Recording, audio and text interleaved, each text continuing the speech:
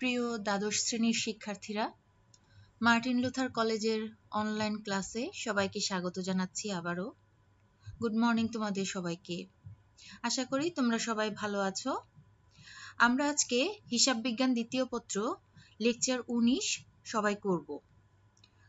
আমরা বিগত ক্লাসে অর্থাৎ লেকচার 18-এ জেনেছি যে আমরা তৃতীয় অধ্যায় সেই ক্লাসে শেষ করে দিয়েছি। 18তম লেকচারে আমরা তৃতীয় অধ্যায় শেষ করেছি। আজকে আমি বলেছিলাম তোমাদের, গত ক্লাসে বলেছিলাম যে আমি লেকচার 19 যখন শুরু করব তখন নতুন একটা অধ্যায় তোমাদের আবার শুরু করব আমি। তো আজকে আমরা অধ্যায় 4 সবাই ফলো করব। তোমরা সবাই বই নিয়ে বসো, আশা করি সবাই বই নিয়ে প্রিপেয়ার্ড আছো। আর যারা নাওনি সামনে বইটা নিয়ে বসো আর আমার ক্লাসটা ফলো করো স্ক্রিন দেখে। আমরা আজকে চতুর্থ অধ্যায় শুরু করব। তোমরা বের করো বইতে চতুর্থ অধ্যায়, যৌথ মূলধনী কোম্পানির মূলধন। আমরা ইংরেজিতে যদি বলি তাহলে বলতে পারি capital of joint stock company. তাহলে আমাদের চতুর্থ অধ্যায়ের নাম কি? যৌথ মূলধনী কোম্পানির মূলধন বা capital of joint stock company. আমরা বিগত ক্লাসগুলোতে লেকচার 18 পর্যন্ত আমরা দুইটা চ্যাপ্টার শেষ করেছি। আমরা প্রথম অধ্যায় করেছিলাম আর তৃতীয় অধ্যায় করেছিলাম। আজকে আমরা চতুর্থ অধ্যায় শুরু করছি। মানে আমাদের ধারাবাহিকতার ভিত্তিতে আমরা আজকে 3 নম্বর অধ্যায় শুরু করছি। আমাদের যদি 3 নম্বর অধ্যায় বলি তাহলে আজকে আমরা বইয়ের চতুর্থ অধ্যায়টা করছি। ঠিক আছে? তাহলে আমরা প্রথম অধ্যায় করেছিলাম অব্যবসায়ী প্রতিষ্ঠানের হিসাব, এরপর করেছিলাম তৃতীয় অধ্যায় নগদ প্রবাহ বিবরণী, আর আজকে আমরা চতুর্থ অধ্যায় আমাদের যৌথ মূলধনী কোম্পানির মূলধন, এটা আজকে শুরু করব। আজকে আমরা থিওরিটিক্যাল কিছু বিষয় শিখবো, নতুন নতুন কয়েকটা টপিক শিখবো, কারণ আমাদের থিওরি দিয়েই প্রত্যেকটা চ্যাপ্টার শুরু হয়, নিয়ম শিখতে হয়, তারপর আমাদের গাণিতিক সমস্যাগুলোতে যেতে হয়, গাণিতিক সমস্যা সমাধানে যেতে হয়। তো আমি এই অধ্যায়ের আলোচনা শুরু করার পূর্বে তোমাদের একটা গুরুত্বপূর্ণ কথা বলতে চাচ্ছি। সেটা হলো যে আমাদের চতুর্থ অধ্যায়টা হিসাব বিজ্ঞান দ্বিতীয় পত্রের জন্য খুবই ইম্পর্টেন্ট একটা চ্যাপ্টার। কেন বলি? চতুর্থ অধ্যায় যদি আমরা ভালোভাবে না বুঝতে পারি বা না করি তাহলে আমরা পঞ্চম অধ্যায়টা করতে পারবো না। আর পঞ্চম অধ্যায় যদি না করতে পারি তাহলে আমরা ষষ্ঠ অধ্যায়টা করতে পারবো না। কিভাবে? আমাদের চতুর্থ অধ্যায়ের নাম যৌথ মূলধনী কোম্পানির মূলধন, যেটা আমরা আজকে শুরু করছি এখন। এরপর তোমরা যখন পঞ্চম অধ্যায়ে যাবে গিয়ে দেখবে সেই অধ্যায়ের নাম যৌথ মূলধনী কোম্পানির আর্থিক বিবরণী। যে চ্যাপ্টারটা থেকে তোমাদের প্রশ্নে ক বিভাগে বাধ্যতামূলকভাবে 2টি প্রশ্নের উত্তর করতে হয়। প্রশ্নপত্রে ক বিভাগের 2টি প্রশ্নই হিসাব বিজ্ঞান দ্বিতীয় পত্রের পঞ্চম অধ্যায় থেকে আসে, যেটা আমরা কোম্পানির আর্থিক বিবরণী যেটা করি। হিসাব বিজ্ঞান প্রথম পত্রেও আমরা কিন্তু অধ্যায় 9 থেকে ক বিভাগের 2টি প্রশ্ন আমরা বাধ্যতামূলকভাবে পাবো, যেটা আর্থিক বিবরণী অধ্যায়। আর দ্বিতীয় পত্রে যৌথ মূলধনী কোম্পানির আর্থিক বিবরণী অধ্যায় 5, এখান থেকে আমরা ক বিভাগে 2টা প্রশ্ন পাবো এবং 2টিরই অ্যান্সার দিতে হবে। তাহলে চতুর্থ অধ্যায়টা পঞ্চম অধ্যায়ের জন্য সহায়ক, আর পঞ্চম অধ্যায়টা ভালোভাবে করতে পারলে ষষ্ঠ অধ্যায় গিয়ে আমরা ভালোভাবে করতে পারবো। ষষ্ঠ অধ্যায়ের নাম তোমরা গিয়ে দেখবে আর্থিক বিবরণী বিশ্লেষণ, অর্থাৎ পঞ্চম অধ্যায়ে আমরা যেটা করছি ষষ্ঠ অধ্যায়ে গিয়ে সেটার বিশ্লেষণ করব। তাহলে অধ্যায় 4, 5, 6 একটা আরেকটার সাথে কিন্তু যুক্ত। সেজন্য আমি তোমাদের বলছি অধ্যায় 4 কিন্তু তোমরা খুব ভালোভাবে ফলো করবে এবং যেদিন আমি যে বিষয় তোমাদের পড়াবো সেদিনই স্টাডি করে ফেলবে বাসায় এবং এই চ্যাপ্টার অঙ্কগুলো খুব ভালো করে প্র্যাকটিস করবে। তাহলে আজকে আমাদের আলোচ্য বিষয় হলো, চলো সবাই স্ক্রিনে ফলো করি, আজকে আমরা কোন কোন বিষয়ে আলোচনা করব। আলোচ্য বিষয়গুলো হলো আমাদের যৌথ মূলধনী কোম্পানির ধারণা, যৌথ মূলধনী কোম্পানির অর্থায়নের উৎসসমূহ, তারপর হচ্ছে শেয়ারের সংজ্ঞা পড়ব, শেয়ারের বৈশিষ্ট্য এবং সবশেষে পড়ব আমরা শেয়ারের প্রকারভেদ। চলো তাহলে আজকে আমরা আমাদের আলোচনা শুরু করি। স্ক্রিনে সবাই ফলো করো এবং তোমাদের বইতে অধ্যায় 4-এ গিয়ে দেখবে 4.02 টপিক যৌথ মূলধনী কোম্পানির ধারণা। সেখান থেকে আমি সংক্ষিপ্ত আকারে তোমাদের জন্য এখানে উপস্থাপন করেছি, বইতে বিস্তারিত লেখা আছে। তোমরা আগে স্ক্রিনটা ফলো করে নাও, এখান থেকে ভালোভাবে বোঝার চেষ্টা করো, না বুঝলে পরে বই থেকে ফলো করবে বিস্তারিতভাবে পড়ে। যৌথ মূলধনী কোম্পানির ধারণা। মুনাফা অর্জনের উদ্দেশ্যে কতিপয় ব্যক্তি সম্মিলিতভাবে আইনসম্মত উপায়ে যে কারবার গঠন করে তাকে যৌথ মূলধনী কোম্পানি বলে। তাহলে যৌথ মূলধনী কোম্পানি কি? মুনাফা অর্জনের উদ্দেশ্যে কিছু ব্যক্তি যখন সম্মিলিতভাবে নিজেদের চেষ্টায় আইনসম্মত উপায়ে আইনের আশ্রয় নিয়ে কোনো ব্যবসা প্রতিষ্ঠান গঠন করে, তখনই তাকে যৌথ মূলধনী কোম্পানি বলে। এখানে আমি তোমাদের জন্য যে বিষয়টাকে গুরুত্ব দিব সেটা হচ্ছে আইনসম্মত উপায়ে। আইন ছাড়া বা আইনের বিধান ছাড়া যৌথ মূলধনী কোম্পানি কিন্তু গঠন করা যায় না, এবং অবশ্যই একজন ব্যক্তি এটা গঠন করতে পারবে না, কারণ প্রতিষ্ঠানটার নামই হলো যৌথ মূলধনী কোম্পানি। কতিপয় ব্যক্তির উদ্যোগ লাগবে এই প্রতিষ্ঠানটা গঠন করার জন্য। তাহলে মুনাফা অর্জনের উদ্দেশ্যে যখন কিছু ব্যক্তি একত্রিত হয়ে একমত পোষণ করে সম্মিলিতভাবে আইনসম্মত উপায়ে আইনের আশ্রয় নিয়ে কোনো ব্যবসা প্রতিষ্ঠান বা কারবার প্রতিষ্ঠান গঠন করে, তখনই তাকে যৌথ মূলধনী কোম্পানি বলে। বাংলাদেশে 1994 সালের কোম্পানি আইন অনুযায়ী যৌথ মূলধনী কোম্পানি পরিচালিত ও নিয়ন্ত্রিত হয়ে থাকে। এটা তোমাদের এমসিকিউতে প্রশ্ন আসতে পারে যে কত সালের কোম্পানি আইন অনুযায়ী যৌথ মূলধনী কোম্পানি নিয়ন্ত্রিত হয় বা পরিচালিত হয়। আমরা তখন কত সাল দিব? 1994 সাল।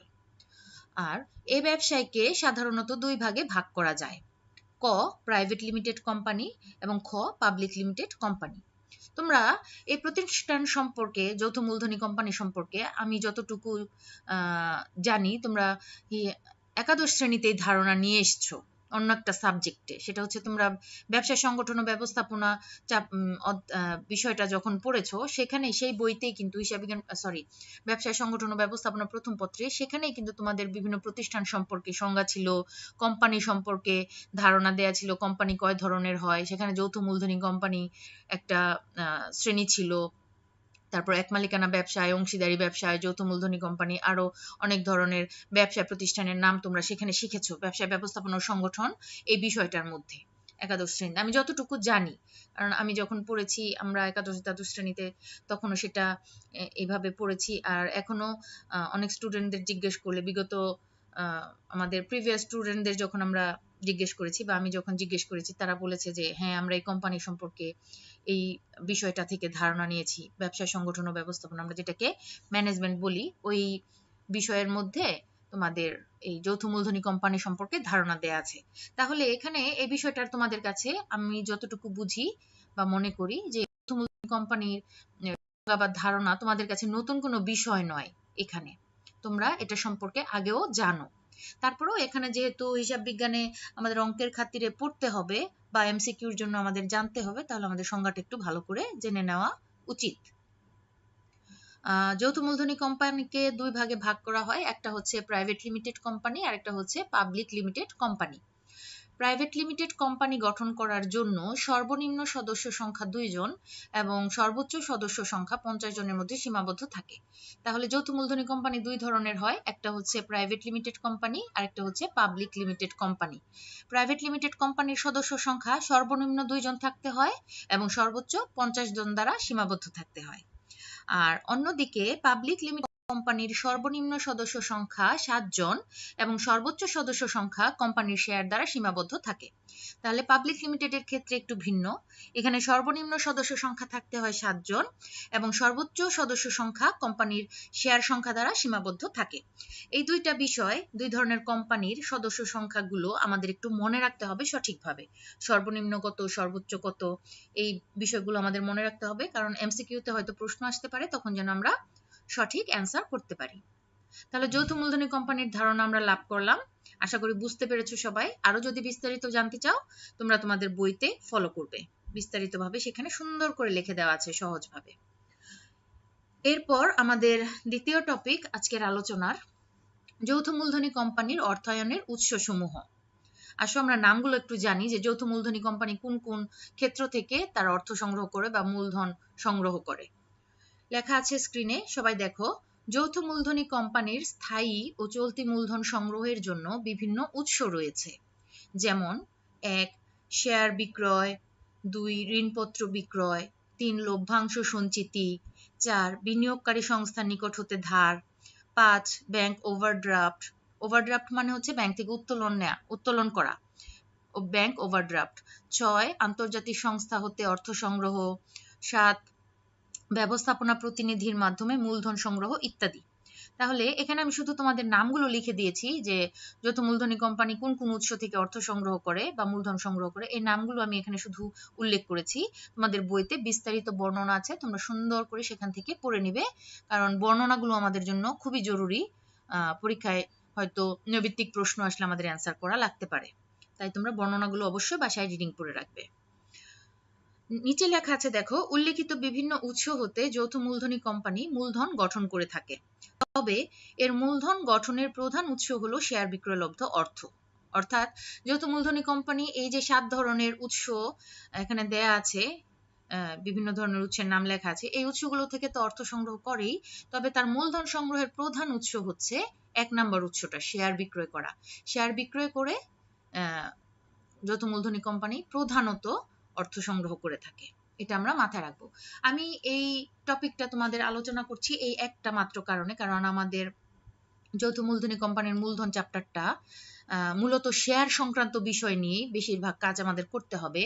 শেয়ার বিক্রয় বা শেয়ার ইস্যু সংক্রান্ত অঙ্ক আমাদের করতে হবে, লেনদেন করতে হবে, অর্থাৎ শেয়ার ইস্যু নিয়ে আমাদের গাণিতিক সমস্যাগুলো মূলত এই চ্যাপ্টারে করতে হয়। তাই আমি তোমাদের শেয়ার সম্বন্ধে ধারণা দেওয়ার জন্য এই যৌথ মূলধনী কোম্পানির অর্থায়নের উৎসটা আলোচনা করেছি। তাহলে যৌথ মূলধনী কোম্পানির অর্থায়নের উৎসগুলো অনেকগুলোই আছে, তবে প্রধান উৎস হচ্ছে শেয়ার বিক্রয়লব্ধ অর্থ। আচ্ছা, এরপর আমাদের আজকের তৃতীয় টপিক শেয়ারের সংজ্ঞা। আমরা শেয়ার জিনিসটা কি তা শিখব।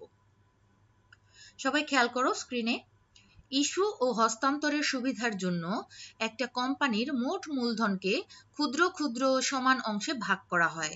মূলধনের এই ক্ষুদ্র ক্ষুদ্র অংশের প্রতিটিকে এক একটি শেয়ার বলা হয়। তাহলে শেয়ার কাকে বলা হয়?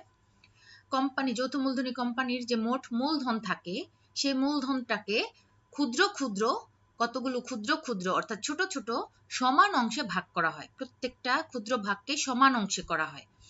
তাহলে এই ভাগটা কেন করা হয়? ইস্যু ও হস্তান্তরের সুবিধার জন্য, অর্থাৎ মূলধনকে আমরা যেন সহজে ইস্যু করতে পারি আর হস্তান্তর করতে পারি। অবাধে নয়, অবশ্যই অবাধে হস্তান্তর নয়, নিয়ম মেনে আমরা যেন কোম্পানির মূলধনটাকে ক্ষেত্র বিশেষে ছোট ছোট অংশে ইস্যু বা হস্তান্তর করতে পারি। এই ইস্যু ও হস্তান্তরের সুবিধার জন্য মোট মূলধনকে কোম্পানি কি করে? কতগুলো ছোট ছোট অংশে ভাগ করে এবং প্রত্যেকটা ভাগ সমান থাকে। এই মূলধনের ক্ষুদ্র ক্ষুদ্র সমান অংশের প্রতিটিকে এক একটি শেয়ার বলা হয়। এই যে প্রত্যেকটা ভাগ করা হয়, অনেকগুলো ভাগ করা হয়, মোট মূলধনকে ক্ষুদ্র ক্ষুদ্র সমান ভাগ করা হয়। এই ক্ষুদ্র ক্ষুদ্র সমান প্রতিটি ভাগই হলো এক একটা শেয়ার। যেমন একটা কোম্পানির মূলধন 10,000 টাকা, সেই 10,000 টাকাকে আমরা যদি 10টা ভাগে ভাগ করি, তাহলে আমাদের প্রত্যেকটা ভাগে 1,000 টাকা করে পড়বে। তাহলে আমরা মূলধনকে, মোট মূলধনকে ক্ষুদ্র ক্ষুদ্র 10টা ভাগে ভাগ করি 10,000 টাকাকে, তাহলে আমাদের, তোমরা বুঝতে পারবে যে 1,000 টাকা করে পড়বে। তাহলে 10টা ভাগে প্রত্যেকটা ভাগ 1,000 টাকা করে। এই যে প্রত্যেকটা 1,000 টাকার ভাগ, প্রত্যেকটাকে আমরা এক একটা শেয়ার বলতে পারবো। 1,000 টাকার একটা শেয়ার, 1,000 টাকার আরেকটা শেয়ার, এরকম 10টা শেয়ার। 1,000 টাকার 10টা শেয়ার, 1,000 টাকা মূল্যের 10টা শেয়ার, তাহলে 10টা শেয়ার মিলে আমার 10,000 টাকা মোট মূলধন। তাহলে শেয়ারের সংজ্ঞাটা থেকে আমরা কি বুঝেছি? কোম্পানির মোট মূলধনকে আমরা ইস্যু ও হস্তান্তরের সুবিধার জন্য কতগুলো ক্ষুদ্র ক্ষুদ্র সমান অংশে বিভক্ত করব। এই প্রত্যেকটা অংশই হলো এক একটা শেয়ার, ক্ষুদ্র ক্ষুদ্র প্রত্যেকটা অংশ এক একটা শেয়ার। নিচে কি লেখা আছে দেখো, কোম্পানির প্রত্যেকটা শেয়ার নম্বরযুক্ত হয় এবং অস্থাবর সম্পত্তি হিসেবে হস্তান্তরযোগ্য হয়। সুতরাং শেয়ার হলো যৌথ মূলধনী কারবারের মূলধনের ক্রমিক নম্বরযুক্ত ক্ষুদ্র ক্ষুদ্র একক, যা বিক্রি করে কোম্পানি মূলধন সংগ্রহ করে থাকে। তাহলে কোম্পানির প্রত্যেকটা শেয়ার কি হয়? নম্বরযুক্ত হয়। আমি যদি আমার মোট মূলধনকে 10টা ভাগে ভাগ করি, তাহলে আমার ক্রমিক নম্বর দিতে হবে প্রত্যেকটা ভাগকে। প্রথম ভাগকে 1, পরেরটাকে 2, পরেরটাকে 3, এইভাবে 10টা ভাগকে 10টা নাম্বার দিতে হবে, 1 থেকে 10 পর্যন্ত। প্রত্যেকটা শেয়ার নম্বরযুক্ত হয় এবং অস্থাবর সম্পত্তি হিসাবে হস্তান্তরযোগ্য হয়, এবং এই শেয়ারটা অস্থাবর সম্পত্তি হিসাবে বিবেচিত হয় কোম্পানিতে, এবং সেই সম্পত্তি হিসাবে কিন্তু এটাকে হস্তান্তর করা হয়। তবে অবাধে হস্তান্তর করা যায় না, যে যখন খুশি আমি চাইলেই হস্তান্তর করতে পারবো, যার খুশি তার হাতে আমি হস্তান্তর করতে পারবো, এমন কিন্তু নয়। আইন অনুযায়ী, আইনের নিয়ম মেনে অস্থাবর সম্পত্তি হিসেবে বিবেচনা করে আমি শেয়ারকে হস্তান্তর করতে পারবো। সুতরাং শেয়ার হলো যৌথ মূলধনী কারবারের মূলধনের ক্রমিক নাম্বার যুক্ত ক্ষুদ্র ক্ষুদ্র একক। তাহলে আমি যেহেতু একটু আগে বলেছি যে শেয়ারের প্রত্যেকটা মোট মূলধনের প্রত্যেকটা ক্ষুদ্র ভাগ নম্বর যুক্ত হয়, অর্থাৎ শেয়ারগুলো প্রত্যেকটা ক্রমিক নাম্বার যুক্ত হয়, এবং এই ক্রমিক নাম্বার যুক্ত ক্ষুদ্র ক্ষুদ্র এককগুলো হচ্ছে এক একটা শেয়ার, যা বিক্রি করে কোম্পানি কি করে, মূলধন সংগ্রহ করে থাকে। তাহলে শেয়ারের সংজ্ঞাটা আমরা আশা করি সবাই খুব ভালোভাবে বুঝতে পেরেছি। আমরা যদি এক লাইনে বলতে চাই, সহজভাবে বলতে চাই, তাহলে শেয়ার হলো কোম্পানির মোট মূলধনের ক্ষুদ্র ক্ষুদ্র সমান অংশ, যার প্রত্যেকটা অংশই এক একটা শেয়ার নামে পরিচিত। আর বিস্তারিতভাবে এখান থেকে তোমরা পড়ে নিবে, বইতেও আছে, এমসিকিউর জন্য ভালোভাবে তোমরা ধারণা নিয়ে রাখবে যে শেয়ার বিষয়টা আসলে কি। বইতে আরো বিভিন্নভাবে সংজ্ঞা দেয়া আছে, আরো 2-3টা সংজ্ঞা বাড়িয়ে দেয়া আছে, উদাহরণ দিয়ে বোঝানো আছে, এরকম তোমরা বই থেকেও পড়ে নিবে। আজকে আমাদের আলোচনার চতুর্থ টপিক শেয়ারের বৈশিষ্ট্য। আমরা যদি শেয়ারের সংজ্ঞাটা ভালোভাবে বুঝে থাকি, সেই সংজ্ঞা থেকেই মূলত এখানে বৈশিষ্ট্যগুলো লেখা আছে। আমি শুধু রিডিং পড়ব, তোমরা সংজ্ঞাটা বুঝে থাকলে এই বৈশিষ্ট্যগুলো না বুঝিয়ে দিলেও তোমরা বুঝতে পারবে এই লেখাগুলো পড়লেই। আচ্ছা, শেয়ারের বৈশিষ্ট্য কি লেখা আছে? যৌথ মূলধনী কোম্পানির মূলধনের ক্ষুদ্রতম সমপরিমাণ একক হলো শেয়ার। এটা আমরা সংজ্ঞা থেকে পড়ে এসেছি। যৌথ মূলধনী কোম্পানির যে মূলধন, তার ক্ষুদ্রতম সমপরিমাণ একক, অর্থাৎ প্রত্যেকটা ক্ষুদ্র সমান অংশ হলো, প্রত্যেকটা অংশ যেহেতু সমান পরিমাণ টাকা দ্বারা, সমান টাকার পরিমাণ দ্বারা বিভক্ত থাকে এবং ক্ষুদ্র ক্ষুদ্র অংশ থাকে, তাহলে সমপরিমাণ একক হলো শেয়ার। এটি ক্রয়ের মাধ্যমে যে কোনো ব্যক্তি বা প্রতিষ্ঠান কোম্পানির আংশিক মালিকানা লাভ করে। অর্থাৎ যে কোনো ব্যক্তি বা প্রতিষ্ঠান যদি কোনো কোম্পানির শেয়ার কিনে, তাহলে সেই শেয়ার কেনার কারণে সেই ব্যক্তি বা প্রতিষ্ঠান যে কিনলো, সে ওই শেয়ারের কোম্পানির আংশিক মালিকানা লাভ করে। অর্থাৎ যে কোম্পানির শেয়ার কিনলো সেই কোম্পানির আংশিক মালিক হয়ে যায়, আংশিক মালিকানা লাভ করে। নিম্নে শেয়ারের বৈশিষ্ট্যসমূহ বর্ণনা করা হলো। আচ্ছা, এখানে বৈশিষ্ট্যগুলো উল্লেখ করা আছে, আমি তোমাদের জন্য পড়ে দিচ্ছি, তোমরা খেয়াল করো এবং তোমরা নিজেরাও পড়ে পড়ে মনে রাখো। এখানে বোঝানোর কিছু নেই, সংজ্ঞাটা যা পড়েছি এখানে নম্বর দিয়ে সংজ্ঞা থেকেই বৈশিষ্ট্যগুলো নিয়ে আসা হয়েছে। 1, এটি মূলধনের ক্ষুদ্রতম অংশ। 2, একই ধরনের শেয়ারের ক্ষেত্রে প্রতিটির সমপরিমাণ মূল্য থাকে। সেটা আমি তোমাদের সংজ্ঞায় বুঝিয়েছি যে মোট মূলধনকে যে কতগুলো ক্ষুদ্র ক্ষুদ্র সমান অংশে ভাগ করা হয়, তাহলে শেয়ার যে প্রত্যেকটা ভাগের কি থাকে, টাকার পরিমাণ সমান থাকে, সেটাই প্রতিটির সমপরিমাণ মূল্য থাকে বলা হয়েছে। 3, এটি ক্রয়ের মাধ্যমে ক্রেতা কোম্পানির আংশিক মালিকানা লাভ করে। এটা উপরেই লেখা আছে, শেয়ারের বৈশিষ্ট্যের প্রথমেই লেখা আছে একদম প্যারাগ্রাফ আকারে। 4, এটি ক্রয়ের ফলে চুক্তিগত অধিকার জন্মায়। আচ্ছা, এটা যে ব্যক্তি বা প্রতিষ্ঠান শেয়ার ক্রয় করে, তাহলে ওই শেয়ার ক্রয় করলে যে কোম্পানির শেয়ার ক্রয় করে সেই কোম্পানির উপর তার চুক্তিগত অধিকার জন্মায়। 5, এটি যোগ্য নয়। আমি তোমাদের একটু আগেই বলেছি যে শেয়ার হচ্ছে অস্থাবর সম্পত্তি হিসাবে হস্তান্তরযোগ্য, তবে অবাধে হস্তান্তর করা যায় না, নিয়ম মেনে হস্তান্তর করতে হয়। 6, এটি ক্রমিক নম্বর যুক্ত হয়। এটা সংজ্ঞা থেকেই তোমরা পেয়েছো যে প্রত্যেকটা শেয়ার নম্বর যুক্ত হয়ে থাকে, তাহলে 6 নাম্বার বলা হয়েছে এটি ক্রমিক নম্বর যুক্ত হয়। আর 7, এটি ক্রয় করলে ক্রেতাকে কোম্পানি আইনের উল্লেখিত দায়িত্ব ও কর্তব্য পালন করতে হয়। তাহলে শেয়ার যদি আমরা ক্রয় করি, আমি বা অন্য কোনো প্রতিষ্ঠান যদি আমার প্রতিষ্ঠানের শেয়ার ক্রয় করে, তাহলে এই কোম্পানি আইনের আওতায় যে দায়িত্ব বা কর্তব্য পালন করার কথা বলা থাকবে শেয়ার ক্রয়ের ক্ষেত্রে, বিধি নিয়ম মেনে যে শেয়ার ক্রয় করতে হয়, বা আমরা যেহেতু শুরু থেকে জেনে আসছি যৌথ মূলধনী কোম্পানিটা আইনসম্মতভাবে গঠিত হয়, আইনের নিয়ম মেনে গঠিত হয়, শেয়ারটাও সেক্ষেত্রে কোম্পানির আইনের আওতায় কিন্তু শেয়ারটাকে মূল্যায়ন করা হয়। ঠিক আছে, তাহলে কোম্পানি আইনে শেয়ার ক্রয়ের ক্ষেত্রে কোম্পানি আইনে অবশ্যই কিছু দায়িত্ব বা কর্তব্য উল্লেখ করা থাকে। যে ব্যক্তি বা প্রতিষ্ঠান শেয়ার ক্রয় করবে, সেখানে কোম্পানি আইনে কোনো দায়িত্ব বা কর্তব্য উল্লেখ করা থাকলে তাকে অবশ্যই তা পালন করতে হবে। এটাই 7 নম্বরে বলা আছে। তাহলে এখানে যে 7টা বৈশিষ্ট্য দেয়া আছে, আশা করি একবার পড়লেই তোমরা বুঝতে পারবে, কারণ সংজ্ঞাটাতে সেম কথাই লেখা। এখানে সংজ্ঞাটাকে শুধু 7টা ভাগে ভাগ করে আলাদা আলাদা ছোট ছোট বাক্য দিয়ে বোঝানো হয়েছে, এগুলোই বৈশিষ্ট্য, আর এখানে না বোঝার কিছু নেই। তাহলে প্রথম 4টা টপিক কিন্তু আমরা এখানে পড়ে ফেলেছি। তোমরা একবার না বুঝলে একবার জায়গায় 2বার পড়বে, 3বার পড়বে। অবশ্যই ভালোভাবে একদম রিডিং করে রিভাইজ দিয়ে রাখবে, যেন যে কোনো জায়গা থেকে প্রশ্ন আসলে তোমরা অ্যান্সার করতে পারো। এবং অঙ্কের জন্য তো অবশ্যই এগুলো তোমাদের হেল্প করবে, তাই আমাদের থিওরিগুলো খুব ভালোভাবেই জেনে রাখতে হবে। আজকে আমাদের আলোচনার লাস্টের টপিক শেয়ারের প্রকারভেদ। এখানে লেখা আছে, সবাই খেয়াল করো, তোমাদের বইতেও শেয়ারের প্রকারভেদটা খুব সুন্দরভাবে বর্ণনা সহকারে দেয়া আছে। আমি শুধু এখানে তোমাদের জন্য নামগুলো উল্লেখ করেছি।